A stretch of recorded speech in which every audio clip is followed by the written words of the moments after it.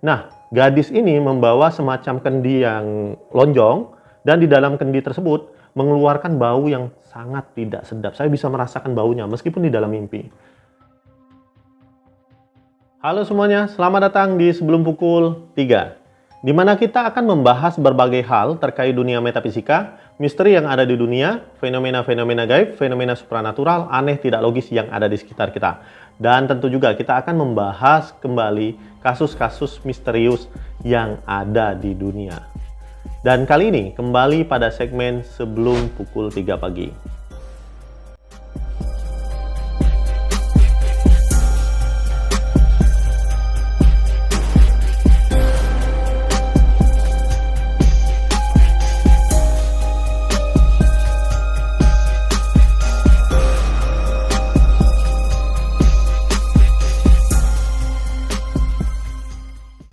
Pada segmen Sebelum Pukul 3 pagi kali ini, saya akan menceritakan kepada kalian apa yang saya lihat di dalam tidur saya, atau bisa dibilang dalam mimpi.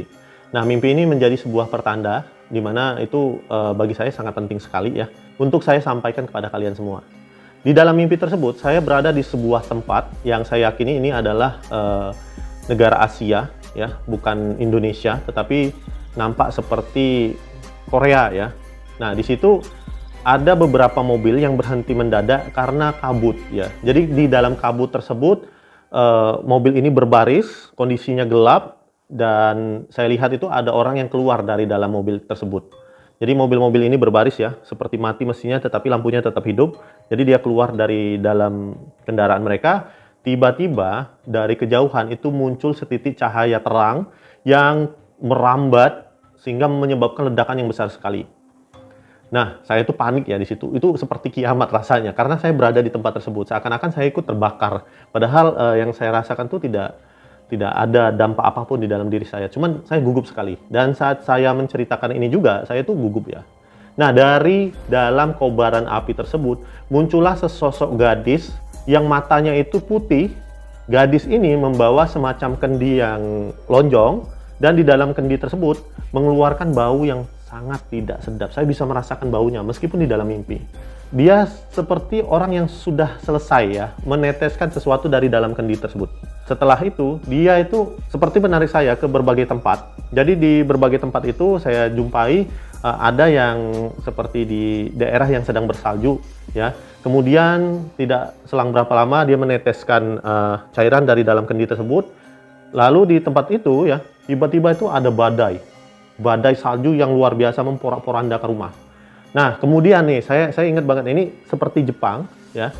Pada saat itu seperti sore atau menjelang malam, tiba-tiba dia meneteskan kembali cairan yang ada di dalam kendinya tersebut. Ketika menetes ke bumi ya, ke lantai, itu tiba-tiba ada semacam guncangan gempa yang sangat dahsyat sekali. Nah, itu. Dan terakhir, dia membawa saya itu menuju ke tempat kita. Dan dia berpesan kepada saya akan segera menuju ke tempat Anda. Dia bilang kayak gitu, dengan wajah yang sumringah, seperti yang asik banget gitu ya. Karena saya sudah keluar katanya. Saya sedang menunggu, pimpinan saya. Dia bilang kayak gitu. Nah, jadi dia memberikan saya tuh sebuah gambaran. Dan saya berhasil untuk mengabadikan gambarnya, ya, gambar gadis tersebut, ke dalam sebuah media visualisasi. Nah, di sini saya lihat dia itu menggambarkan berbagai macam kejadian yang akan terjadi di kita nantinya. Dan dia bilang, ini dampak dari Megatrust. Dia bilang kayak gitu. Saya coba nih cari di Google ya tentang Megatrust itu apa. Ternyata patahan lempeng. Kok bisa menyebabkan kejadian seperti ini? Ternyata ini menjadi sebuah kejadian berantai. Dia itu di dalam mimpi saya itu meneteskan tetesan cairan itu ke laut kita.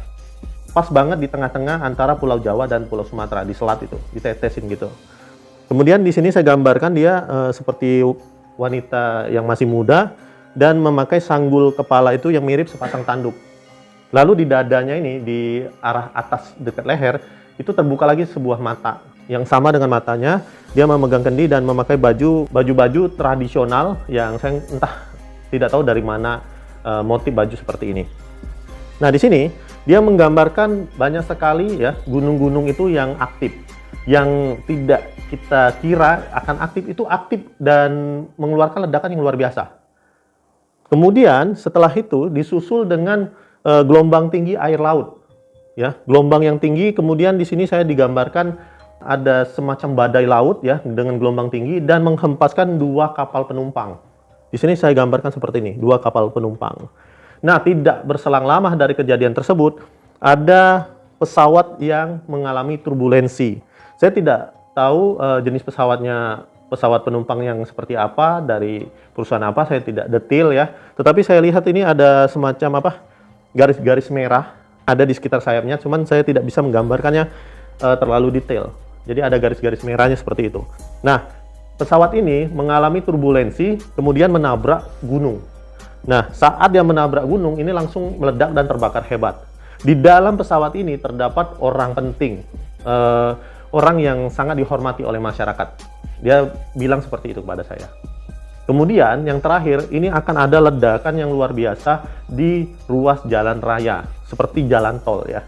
Karena di situ semuanya tidak ada kendaraan yang seperti motor, sepeda, becak itu nggak ada sama sekali. Tetapi semuanya itu kendaraan-kendaraan roda 4 dan kendaraan-kendaraan yang sejenis truk gitu ya. Nah, kejadian ini disebabkan oleh olengnya truk tangki ya, truk tangki yang membawa bahan bakar. Jadi truk ini membawa bahan bakar ini sepertinya mengalami gagal ini ya, seperti gagal jantung yang mengendarainya itu. Kemudian dia menabrak pembatas, lalu cairan yang ada di dalam truk tangki ini keluar semuanya. Sehingga jalanan menjadi licin dan banyak sekali mobil-mobil yang mengalami kecelakaan beruntun. Nah, jadi setelah saya lihat lebih jauh, di sini di bawah itu ada mobil yang masuk ke bawah ban dari truk tangki tersebut. Jadi seperti ini saya gambarkan. Nah, di dalam ini ada artis ya, artis Indonesia. Kemudian juga yang saya lihat itu banyak sekali orang-orang yang terkenal di situ ya. Kemudian ada pejabat juga di sana, karena setelah itu saya diberikan gambaran tentang orang-orang yang berkabung. Jadi banyak sekali masyarakat-masyarakat yang berkabung, masyarakat yang berduka karena peristiwa tersebut. Jadi ini, peristiwa ini katanya akan terjadi menjelang akhir tahun.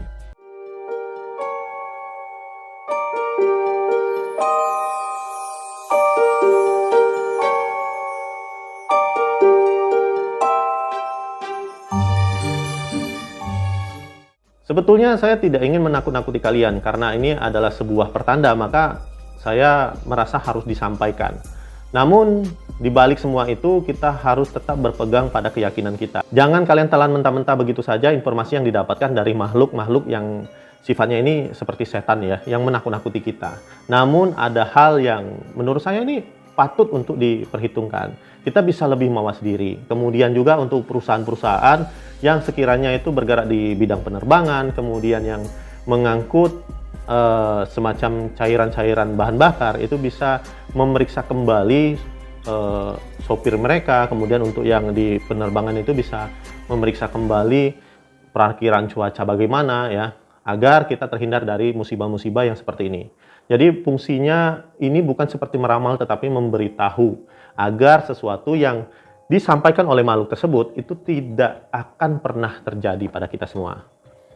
Oke semuanya, semoga kalian sampai akhir tahun ini, bahkan di tahun-tahun berikutnya itu selalu dalam keadaan sehat walafiat dan selalu dalam lindungan Allah Subhanahu wa Ta'ala. Amin. Akhir kata, wabillahi taufiq wal hidayah. Wassalamualaikum warahmatullahi wabarakatuh. Om Swastiastu, Namo Buddhaya, salam sejahtera, salam kebajikan, salam. Dan inilah sebelum pukul 3 untuk sebelum pukul 3 pagi. Terima kasih semuanya.